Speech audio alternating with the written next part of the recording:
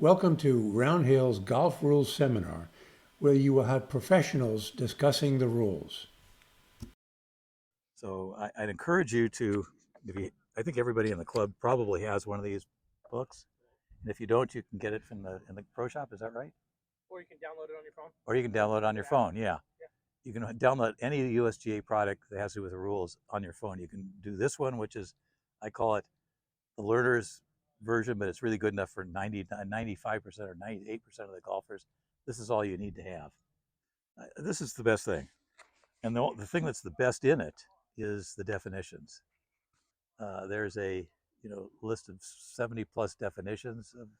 So, I mean, for example, if you know that this is not a sand trap, if you go to look up sand trap, they're not in the rules. No such thing. But if you look up bunker, it's in there and it tells you what's in the bunker and what isn't in the bunker. And so that's kind of an important thing to know, because if you think you're in the bunker, there's certain rules that apply to you and what you can do and can't do. But if you're not in the bunker, you have a lot more things that you can do without getting a penalty. But you also, for example, there's another definition, which is a practice swing. The practice swing is not a stroke. And so you need to know that to know whether you took a practice swing and you didn't hit the sand and there's no penalty, or you took a practice swing and you did hit the sand and there's a penalty, or you took a stroke, in which case you took a stroke and you may have a penalty or may not have. And that was, if you know the rules, you can easily score better over time, make your handicap go down if that's a goal of yours. Not maybe hit better shots, but play better and have better outcomes. You know, the rules of golf can actually get you out of a tough spot or get you a better result than you might get for yourself. And I've seen this happen over and over again. So the question is, are any of these balls in the bunker?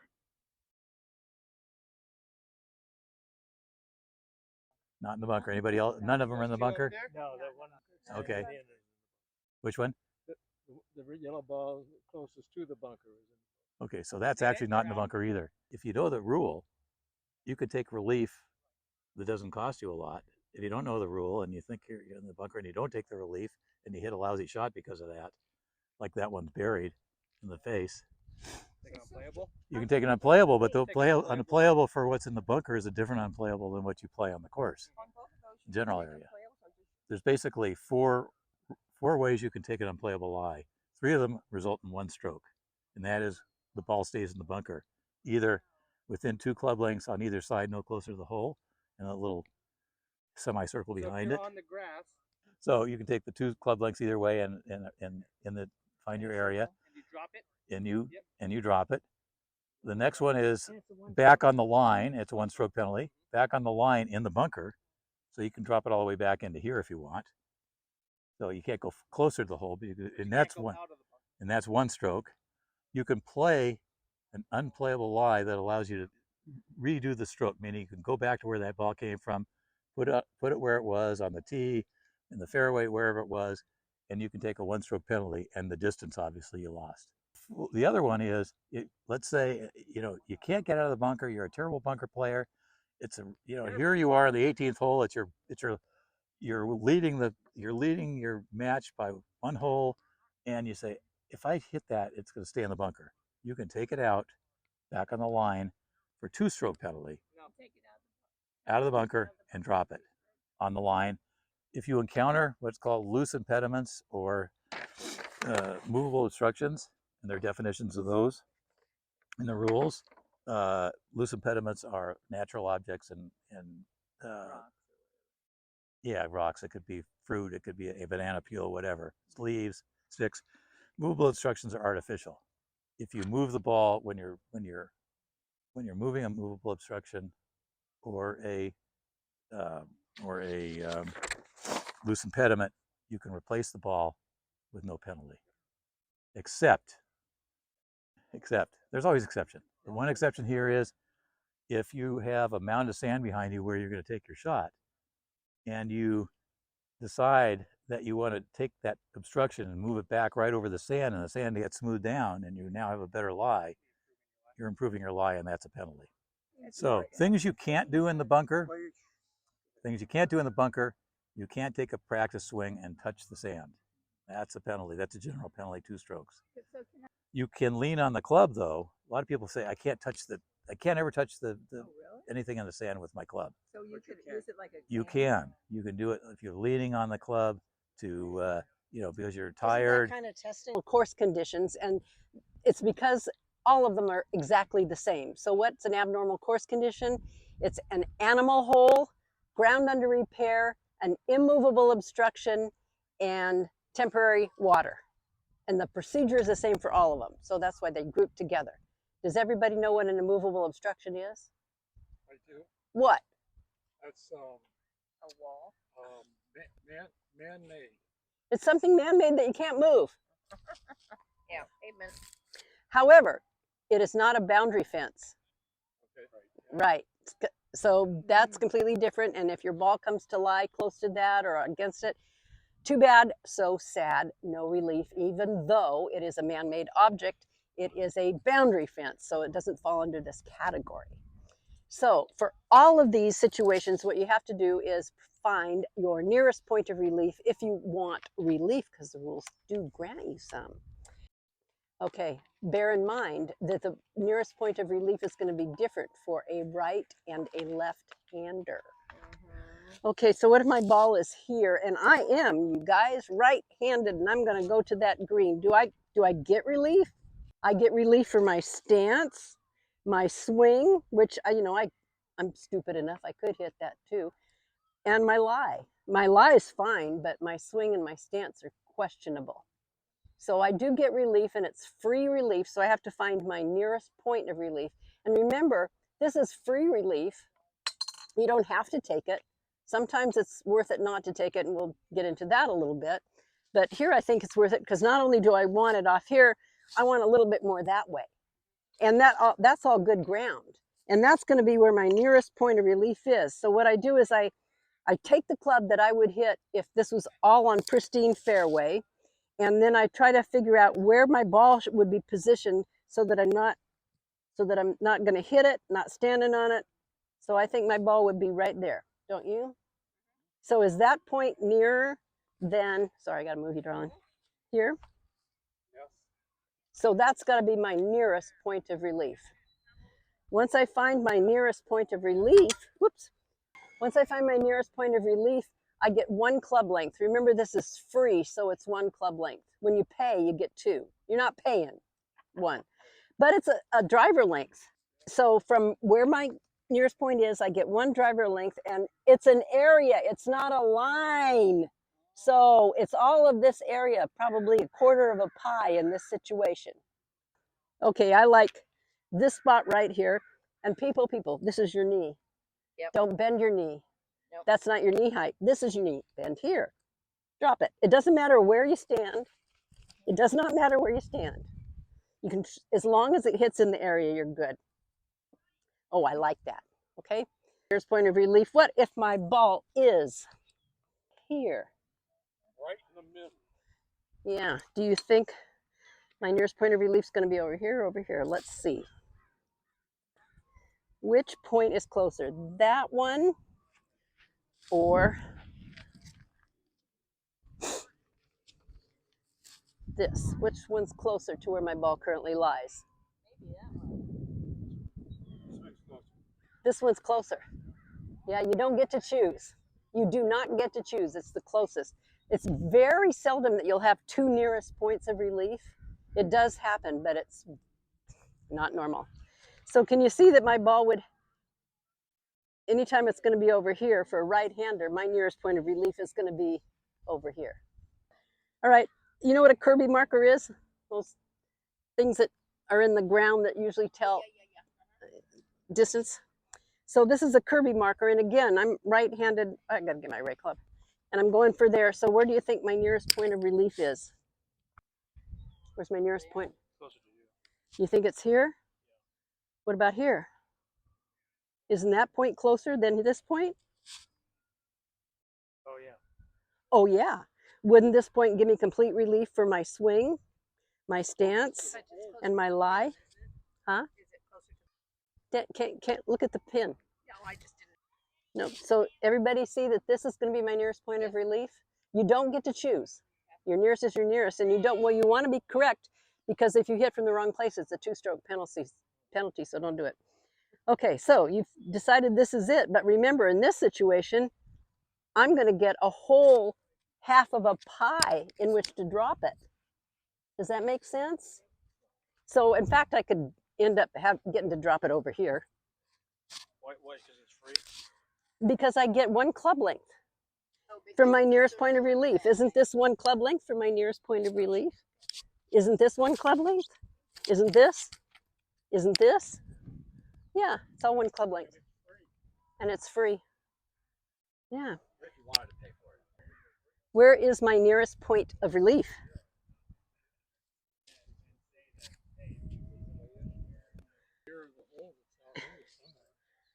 So you think it's over here? No. I hit the box. No, near the hole. Okay, let's think about that point there. I would hit the box. What about here? Would this give me complete relief from my swing? No. It's still my nearest point of relief. You may not like it, but this is your nearest point of relief. Does that make sense to everybody? And this is why I say always look at what your nearest point of relief is and what your 1 club length is before you take it, because sometimes it might be shitty and you might choose not to take it or declare it unplayable, which would give you a different option that would be much more playable in this situation. Frankly, I don't know. Yeah, maybe it's dicey. I might take the unplayable. The 1 club bar. I get a 1 club length. Yeah. Oh, he's absolutely right. I do get a 1 club length, but if I had my driver in my hand, that's not very helpful because over here, if I dropped it in the 1 club length, that's not going to give me complete relief, I don't think, for my swing. You could get it right here, and you would take the tree out a little bit. Yeah. I'd be able to punch it. Yeah, maybe. I'm just saying, look and consider before you take relief because it's not always good relief. The rules, it's relief from where the ball is. It's relief for your swing, your stance, and your lie. So here's my ball. What am I getting relief for here? My swing, my stance, or my lie? My swing, yeah. So this would give me complete relief for my swing from that thing. The fact that a tree's here is a different issue. Too bad, so sad. Unplayable. You can always call it unplayable. You could go unplayable. Remember, you have 3 options. You can take, you're paying, so you get 2 club lengths, and it's in any direction. So I could take it 2 club lengths that way, which is probably what I do, because back on the line doesn't appeal to me. Or you can play it from where you played it from before. Once you define your area, and I'm not talking about this thing anymore. I'm just saying that, let's say that this is my area in which I'm going to drop. It's a 1/4 of a pie. I said that you had to drop from your knee. It doesn't matter where you stand. You can stand in it. You can stand out of it. What's important is the ball has to hit in the area, and it has to stay in the area. If it hits the area and then hits you or the tee or your club that you put down and it stays in the area, it's still good now. That used to not be true. It's a fine, it's dropped. It's good. Play it. If it drops and it rolls out of the area, then you pick it up, you drop it again. If it rolls out of the area, you place. Two good drops, rolls out, you place. If you drops out of the area and rolls in, that's not a drop. Rolls out of the area, rolls in, that's not a drop. Welcome to the green. The question is my ball on the green? Okay. Anything over anything basically on the on the green, over the green is on the green. You're always on the green as opposed to the general area. You're always in it. Now, let's say which is pretty rare, but there are sometimes bunkers inside greens. I mean, there's a few courses that like to do that, right? What if my ball is touching a portion of the sand that is in the bunker and is on the putting green? What am I in? You're touching the sand of the bunker. You're in the sand. Yeah. Then you're in the bunker, and the putting green does not rule out. So that's a different story if it's sand from coming outside of a bunker. You know, you're only in a bunker when you're actually in sand inside the boundary of the bunker. So yes, we are on the green. Okay, so now we're in Disneyland. Putting greens are Disneyland. Why are they Disneyland? You can do a lot of stuff. They're magical places. You can do a lot of things you can do on a putting green that you cannot do in the rest of the golf course. Okay, what is one thing that we can do without penalty? To pick your ball up and clean it. So okay, so my ball's on. I'm good. So I can just go like this. Oh wait, I have to mark it first. Ah, okay. Okay, if you anytime you're going to pick your ball up, you know, anytime you're going to mark it, and know that you're going to replace it on the spot that your ball is occupying, you must mark your golf ball if you're going to replace it. So let's see what kind of golf ball mark I have in here. Do I have a normal one? Okay, I've got a normal one. So all right, now I've lifted it. I can do what with it? All right, I can clean it. Okay, very good. Okay. All right, well, you know what? It's a pretty good ball. I hit this one really far, but this one I make all my putts with. I can't do that? Are you sure? Positive? Yes, I'm replacing my ball. So I have to replace the original golf ball that I was using. Okay. If it's damaged, of course, I could maybe call a rules official or my fellow opponents or players, and we could discuss that. There may be a reason. It has to be very, very severely, but the original ball must be replaced on the spot. This goes for most of the course anyway, but it's fun on the putting green, like you said. I mark my ball. All right, great. I now go, hey, I got my lucky putting ball. I'm gonna put it down here. All right, now I hit my putt. All right, I missed it, but somehow I make the next one coming back, right? So I've substituted a ball, as I've told you, is incorrect. Okay, have I now hit a wrong ball? So no, that's my ball in play. It's a substituted ball. So I'm penalized for actually substituting the golf ball, whether or not I make a stroke at it. I've put it in play with the intent of it being in play. It's already a substituted ball. So you got to watch whoever's changing them out all the time. Because now, if I go to mark this ball and pick it up again, and I'm substituting another ball, even if I put the original ball back. Yeah, it's a substituted ball. So although there's a new rule about intervening events, which I'm not going to get into because we're talking about putting greens. So they might be lucky. They're going to get this kind of lucky eraser rule because there's nothing that happened in between those events. So it'll end up only being a one-shot penalty.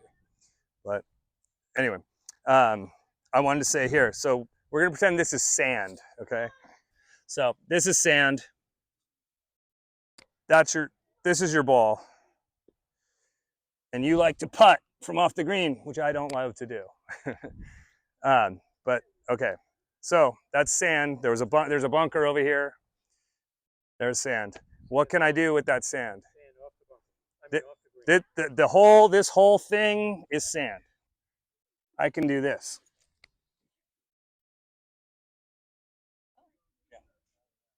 And leave all this sand. This sand I can touch. I can't touch any of this sand. Doesn't matter where my golf ball is. Same thing applies with a pitch mark. Yeah, same thing would apply. Now, so the question here is, I cannot remove this sand. So can I remove it with this towel? The one on the putting green? Yes. Okay, I can use my hand, right? My hat. You're supposed to wipe it away, but yeah, so close enough. So if I do this, is that a problem? Yeah? Okay, so yeah, sand off the putting green, sand and loose soil off the putting green, you cannot touch. But anything when it's on the putting green, as I said, it's Disneyland, right? So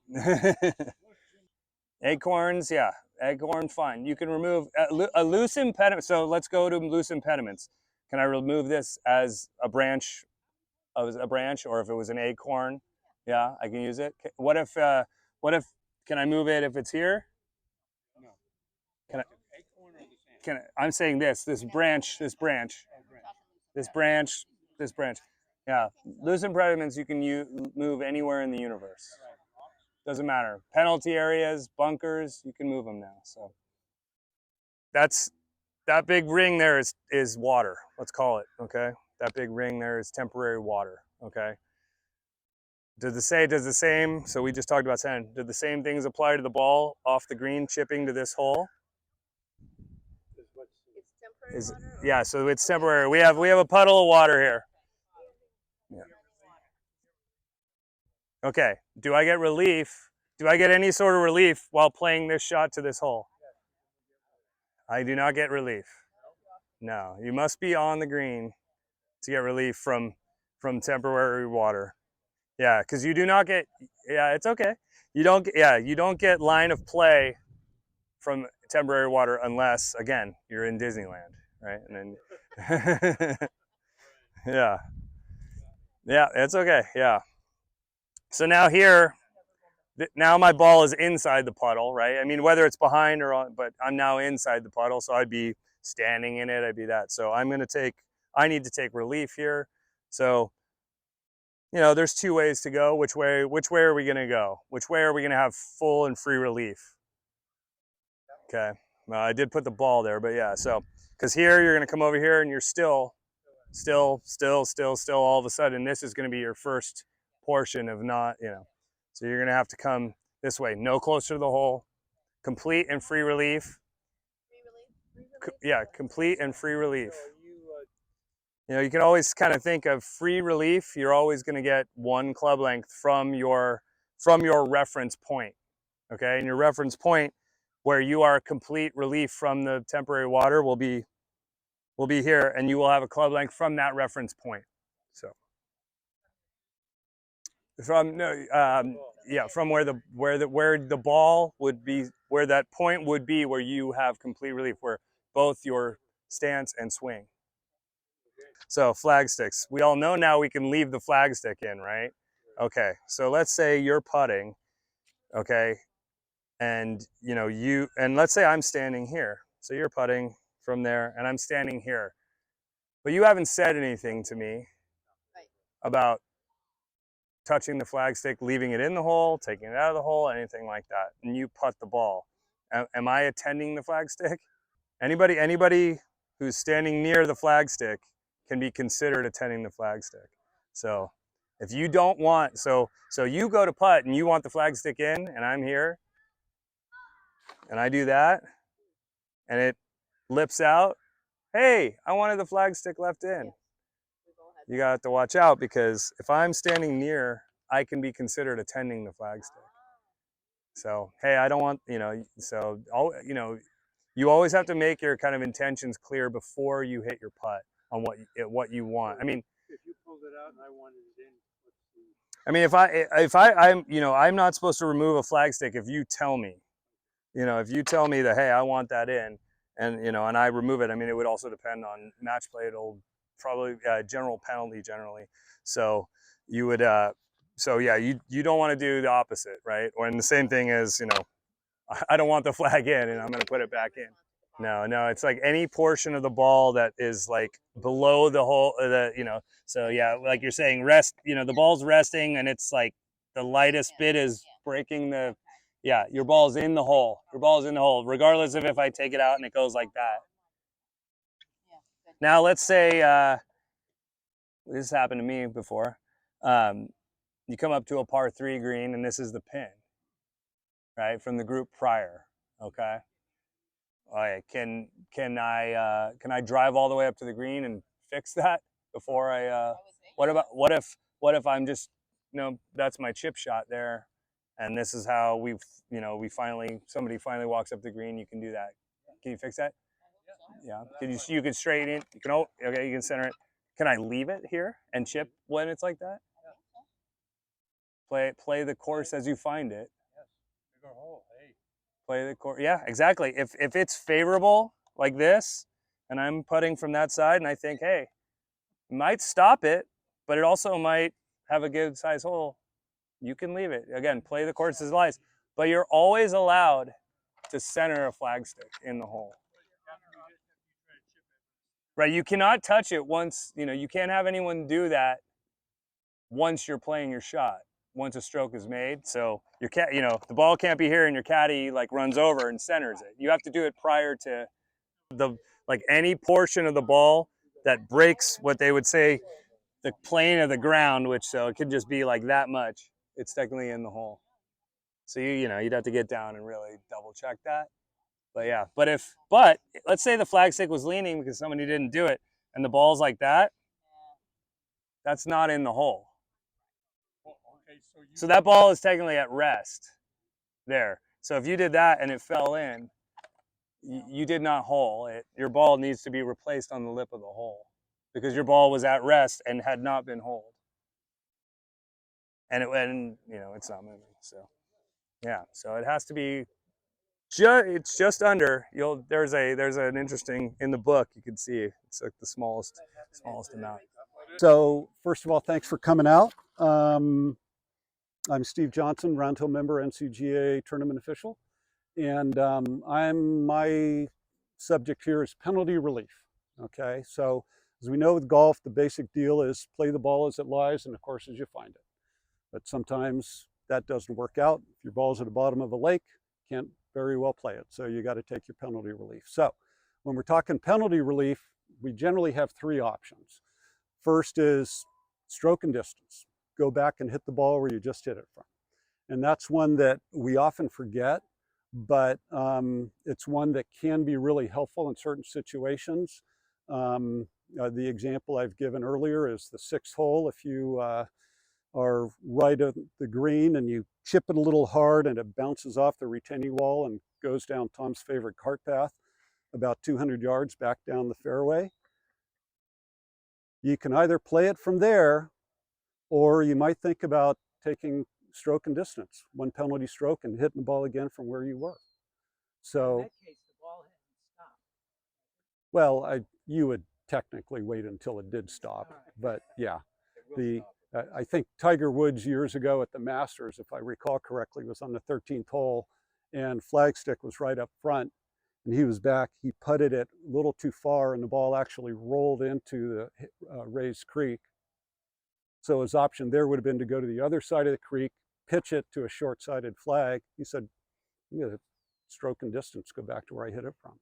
So stroke and distance is a good one to, if you were ever in a situation where, like, how did I get here? I have no idea what to do. I just hit the worst shot of my life.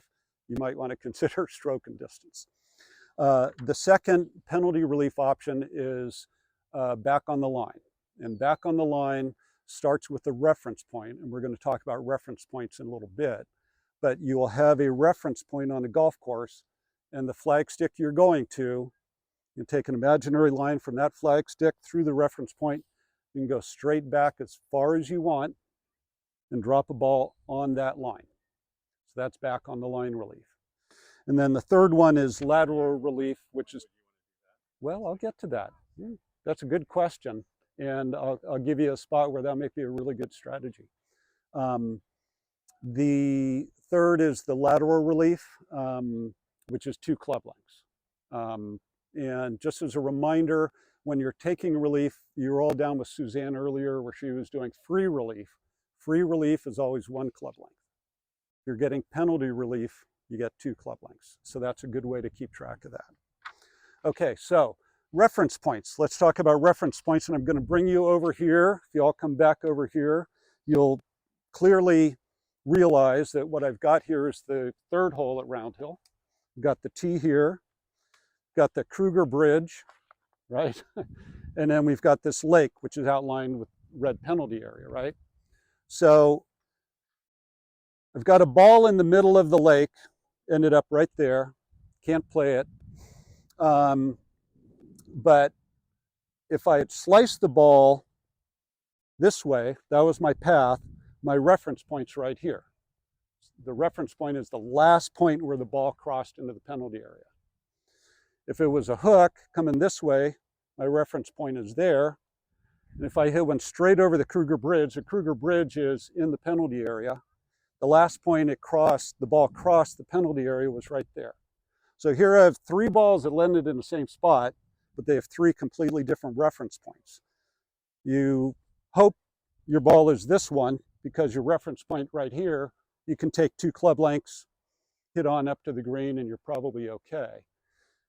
But you could, for some reason you wanted to, go back on the line and, you know, maybe you're dropping back here. I don't know if you would want to do that, but you could. And then you could always go back to the tee. For the ball that sliced into the lake and ended up there, reference points right here. So, you know, I've been over there. It's not the nicest area. You might get 2 club lengths. Maybe you can find a nice piece of grass. You could go back on the line, again, through that reference point. Maybe you find a nice piece of grass back here, or your other option is back to the tee for 1 penalty stroke. No, that's the old rule. So the old rule for lateral water hazards was you could go on either side. So it's a good question, though, because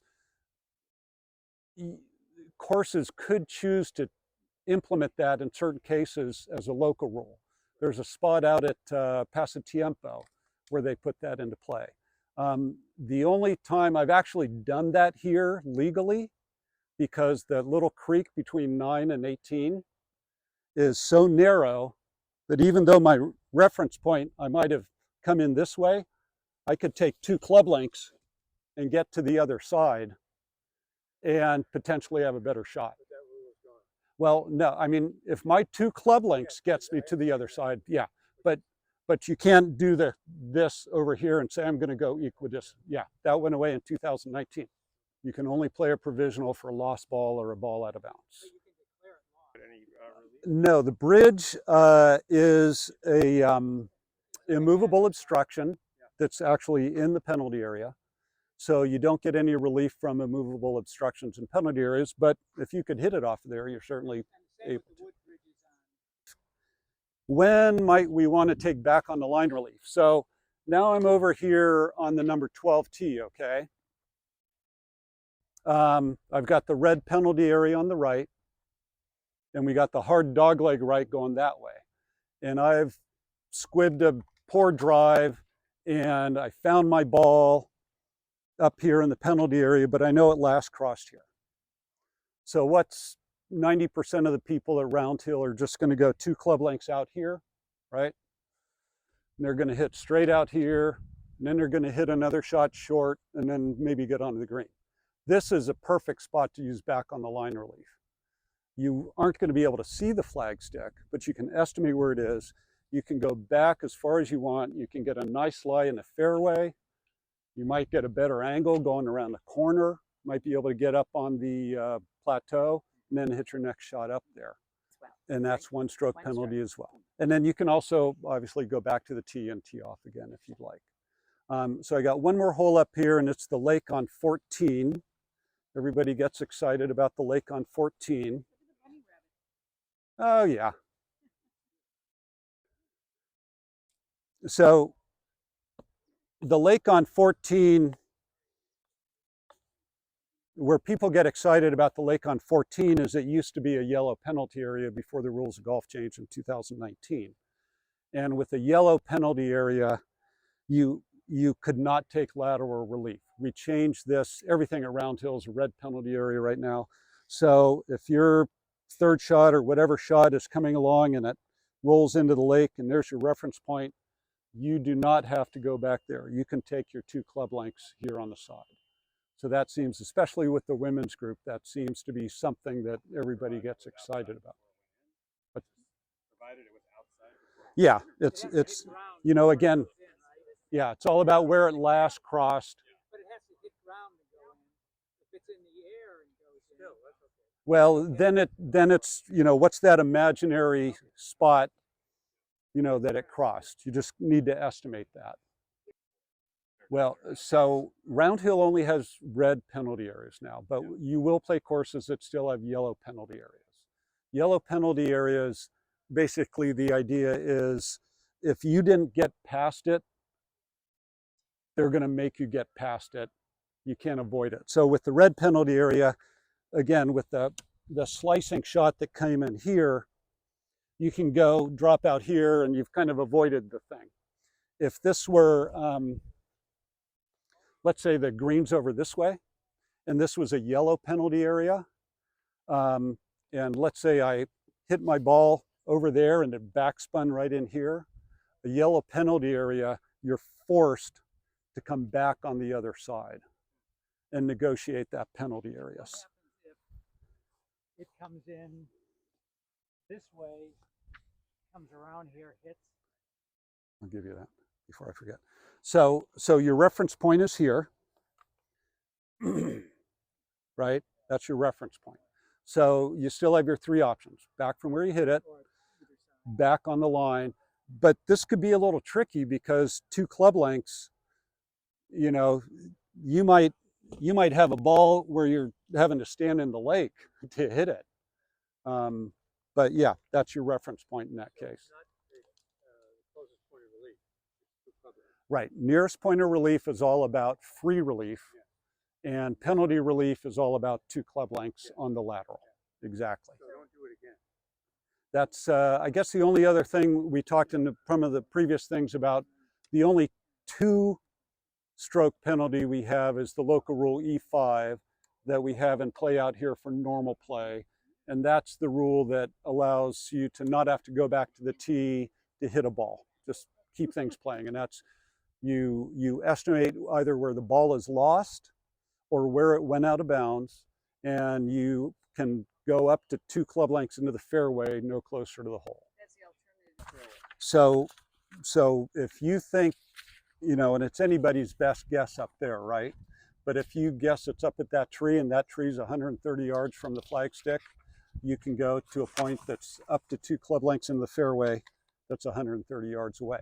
Yeah, so thank you all for coming out. Coming out.